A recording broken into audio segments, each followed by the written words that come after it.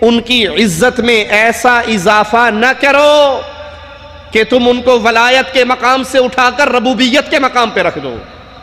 سمجھانے کے لیے عرض کرتا ہوں تاکہ بات دل میں اتر جائے. یہ حضرت جی، یہ شیخ جی، یہ مرشد جی، یہ بابا جی، یہ پیر جی فوت ہوئے تھے، ان کے کپڑے کیا کاٹ کر نہیں اتارے گئے؟ کیا ان کو غسل کروانے سے پہلے استنجا نہیں کروایا گیا؟ مقصود چھیڑنا نہیں ہے، مقصود طنز کرنا نہیں ہے، مقصود موت کے بعد انسان کچھ نہیں کر سکتا یہ سمجھانا ہے. اس دھرتی سے اس کا رشتہ ٹوٹ جاتا ہے، وہ ڈیڈ باڈی ہے، وہ مردہ لاش ہے.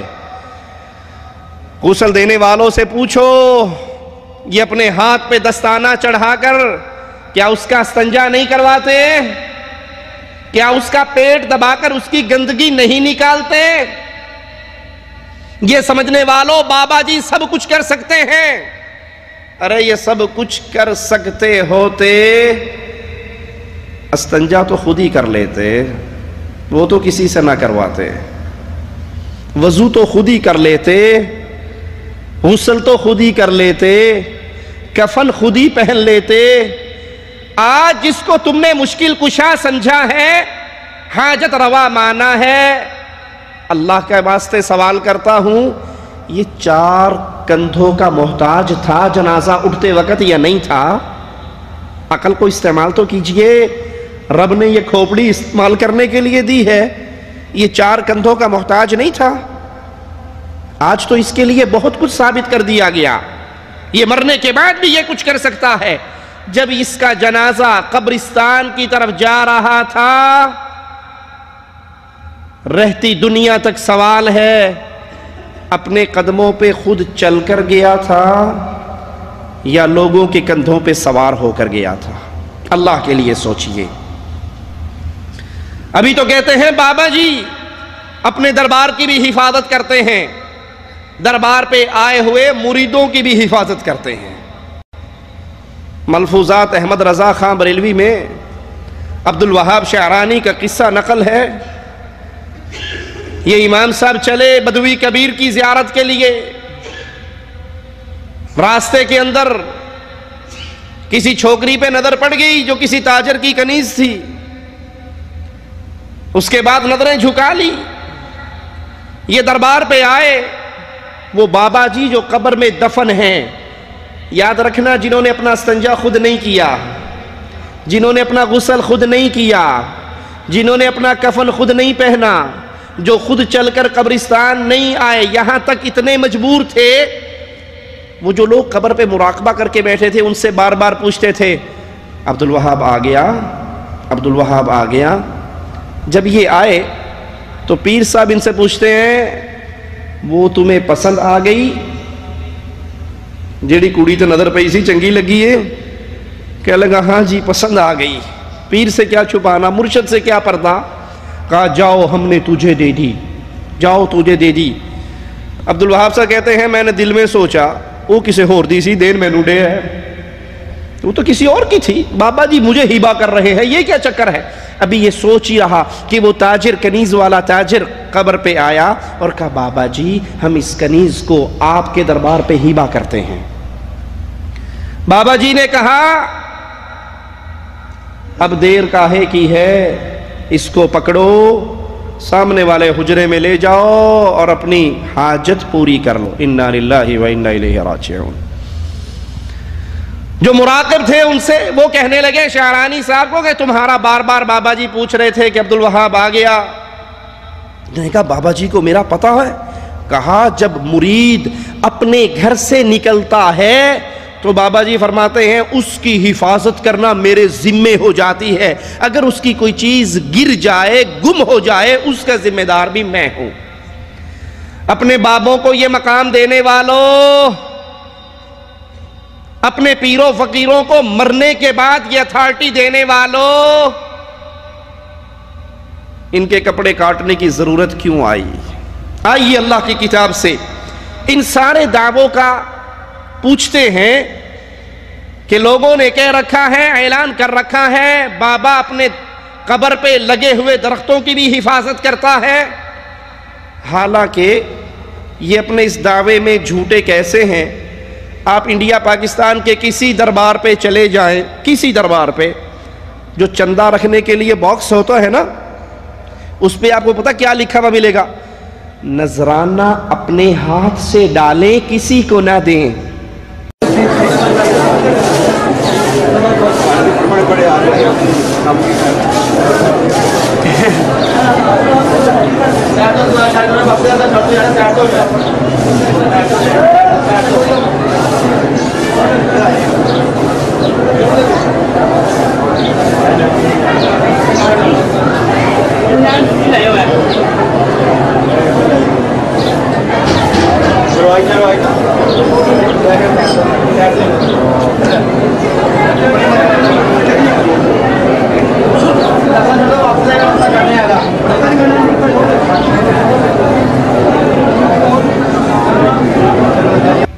پڑھا ہے یا نہیں؟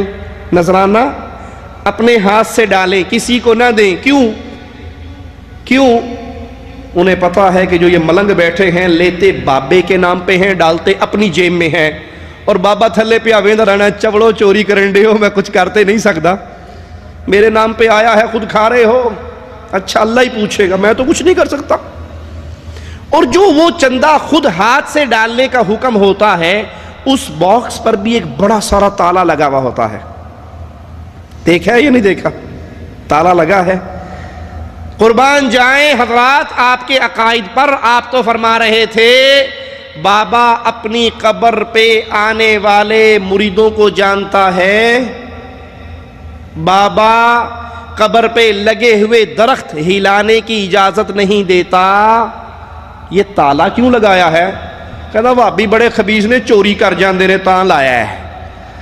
بابا وہابیوں کے ساتھ ملا ہوا ہے، یہ وہابیوں کو نہیں روک سکتا، یہ باقیوں کو روکتا ہے، وہابیوں کو کیوں نہیں روکتا؟ کہتا وہ بڑے ڈاڈے نے، وہ بابے کو نہیں ڈر دے۔ آئیے اللہ کی کتاب سے ان سارے عقائد کا سوال کرتے ہیں۔ مالک فرماتا ہے والذین یدعون من دون اللہ، تم اللہ کے علاوہ جن کو پکارتے ہو، لا یخلقون شیئا، یہ کسی چیز کے خالق نہیں ہیں، یہ کسی چیز کے خالق نہیں ہیں، وَهُمْ يُخْلَقُونَ، یہ خالق بھی نہیں بلکہ خود مخلوق ہیں، اموات غیر احیاء، مردہ ہیں زندہ نہیں ہیں، مردہ ہیں۔ لوگوں کیا مردہ کہہ دینا کافی نہیں تھا؟ مالک اس پہ وزن پیدا کرتے ہوئے ایک لفظ اور استعمال کرتا ہے، زندہ نہیں ہے۔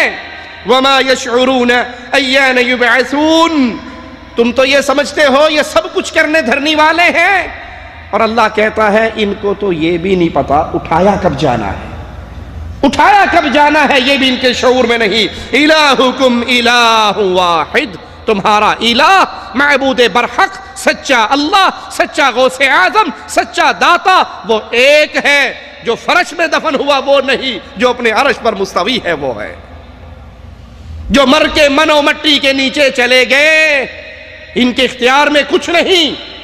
اگر ان کے اختیار میں ہوتا ان کی بیوی بیوہ نہ ہوتی، ان کے بچے یتیم نہ ہوتے، ان کی وراثت تقسیم نہ ہوتی، ان کے اختیار میں نہیں ہے، یہ جہاں چھوڑ گئے۔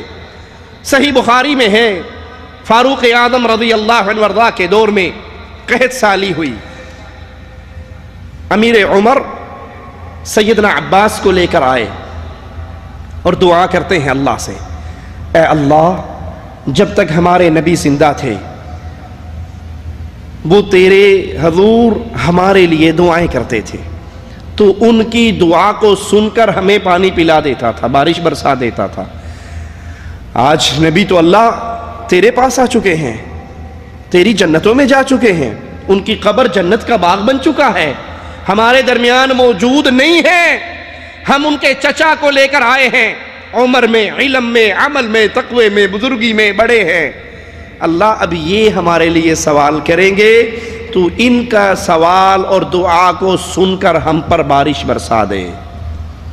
یہ عقیدہ رکھنے والوں کہ مرنے کے بعد قبر میں دفن ہونے کے بعد بھی سب کچھ اولیاء انبیاء کر سکتے ہیں، تو فاروق اعظم رضی اللہ عنہ نے یہ ساری مشکل کیوں اٹھائی؟ حضرت عباس کو کیوں لے کر آئے؟ ڈائریکٹ اللہ کی نبی صلی اللہ علیہ وسلم کی قبر پر آتے اور کہتے اللہ کے نبی بارش نہیں ہو رہی، دعا کر دیجئے۔ وہ بھی یہ جانتے تھے، وہ بھی یہ مانتے تھے، ان کا بھی یہ عقیدہ تھا کہ یہ فوت ہو گئے اللہ کی جنتوں میں چلے گئے، اب دعا زندہ بندے کا کرنے کا کام ہے، اور جو قبروں میں دفن ہو جاتے ہیں ان کی دنیاوی زندگی ختم ہو جاتی ہے۔ معاشرے کے اندر آج یہی عقیدے پھیلائے جا رہے ہیں کہ اولیاء کے اختیار میں سب کچھ ہے۔ میں سوال کرتا ہوں، اور سوال کا مقصد چھیڑنا یا طنز کرنا نہیں ہے، نہ ہی یہ سٹیج ہمیں اس کی تعلیم دیتا ہے، نہ مصطفیٰ علیہ السلام اس کا درس دیتے ہیں۔ ہم تو درد کے ساتھ، پیار کے ساتھ، محبت کے ساتھ ان بھائیوں کو جو توحید کی راہ کو چھوڑ کر غیر اللہ کی عبادت کی پگ ڈنڈیوں پہ دوڑ لگا رہے ہیں، ان کو پیار اور محبت سے پکارنے کے لیے عقل اور نقل کے دلائل سامنے رکھتے ہیں۔ اللہ کے بندو، اگر مان لیا جائے کہ یہ انبیاء، اولیاء، بزرگ مرنے کے بعد، دنیا چھوڑنے کے بعد، قبر میں دفن ہونے کے بعد بھی سب کچھ کر سکتے ہیں، تو یاد کرو پچھلے دنوں پاکستان کے اندر سیلاب آیا یا نہیں آیا؟ آیا؟ سندھ میں سیلاب آیا؟ بابا لال شہباز قلندر نے اس سیلاب کو کیوں نہ روکا؟ عبداللہ غازی نے کراچی میں بیٹھے بیٹھے اس سیلاب کو کیوں نہ روک لیا؟ جنوبی پنجاب غرق ہوا،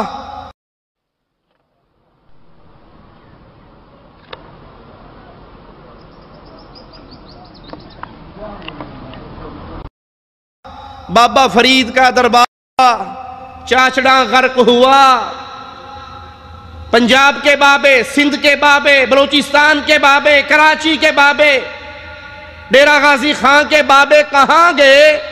یہ اللہ کی طرف سے مصیبت آئی، عذاب آیا، پریشانی آئی، ان بابوں نے کیوں نہ روک لی؟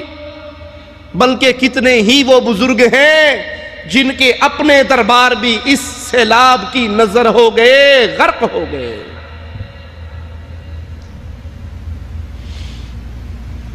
ارے کیا پاکستان والوں زلزلہ بھول گئے ہو؟ کشمیر میں زلزلہ آیا تھا یا نہیں سیلاب سے پہلے؟ مظفر آباد کی سہیلی سرکار نے اس آنے والے زلزلے کو کیوں نہ روک لیا؟ اللہ کے لیے سوچئے۔ یہ تو چھوٹے چھوٹے بابوں کا میں نے نام لیا ہے، آؤ تھوڑا سا آگے چلتے ہیں۔ بغداد کے اندر ساری اولیاء کی کابینہ موجود ہے یا نہیں؟ پیرانے پیر جیلانی وہاں پر موجود ہے یا نہیں؟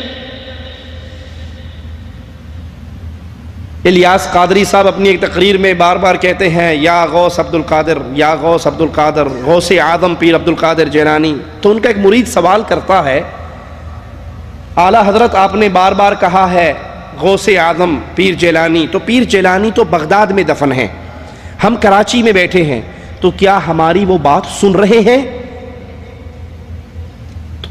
اب جواب سنیے۔ جواب میں قادری صاحب فرماتے ہیں کہ آپ اپنے موبائل نمبر سے بغداد کے کسی اسلامی بھائی کا نمبر ملائیے۔ پھر کہتے نہیں، بغداد قریب ہے، موبائل سے افریقہ کے کسی اسلامی بھائی کا نمبر ملائیے اور اس سے بات کیجئے۔ آپ کراچی میں بیٹھ کے موبائل سے افریقہ کال کریں اور وہاں پر موجود اسلامی بھائی آپ کی آواز سنتا ہے یا نہیں سنتا؟ وہ کہتا ہے حضرت وہ تو سنتا ہے۔ کہا استغفر اللہ ثم استغفر اللہ، کیا یہ چھوٹا سا موبائل پیر غوث اعظم سے بڑا ہے؟ سبحان اللہ، قربان جائیں ان کے علم پر اور ان کی دلائل پر۔ کہا یہ چھوٹا سا موبائل پیر جیلانی غوث اعظم سے بڑا ہے؟ کہا حضرت معاف کیجئے گا، یہ تو موبائل ہے، ایک سسٹم ہے، نیٹ ورک ہے، کمیونیکیشن ہے، مواصلاتی نظام ہے۔ کہا اچھا مواصلاتی نظام ہے، روحانی کوئی نظام ہی نہیں ہے؟ روحانیت کا بھی بہت سسٹم ہے اور بڑا نظام ہے. وہ یہاں بغداد میں ہوتے ہوئے کراچی والوں کی ساری باتیں سنتے ہیں. کئی مقامات پر آپ نے یا غوث یا غوث یا غوث کا لفظ استعمال کیا.